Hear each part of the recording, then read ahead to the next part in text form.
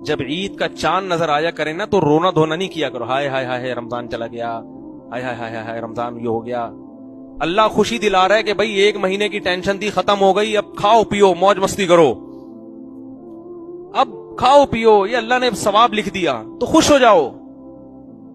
حکیم اختر صاحب فرماتے تھے اعتکاف کی رات جب چاند نظر آئے نا، اعتکاف ختم ہو، خوشی خوشی گھر جایا کرو۔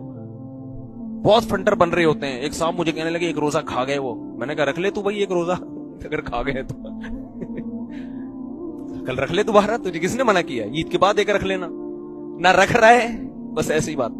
چاند نظر آئے بھائی خوشی، تو اللہ نے تو روزے ختم کر دیا، آپ اللہ سے آگے نکلنے کی کوشش کر رہے ہو۔ اسی وجہ سے عید کا روزہ کیا ہے؟ حرام ہے۔ اور ہمارے نبی عید کے دن عید الفطر میں صبح کھا کے آیا کرتے تھے، حالانکہ آپ ناشتہ نہیں کرتے، لیکن عید کے دن پہلے کھاتے تھے، یہ بتانے کے لیے کہ آج ہمارا روزہ نہیں ہے، ہم پہلے کھائیں گے۔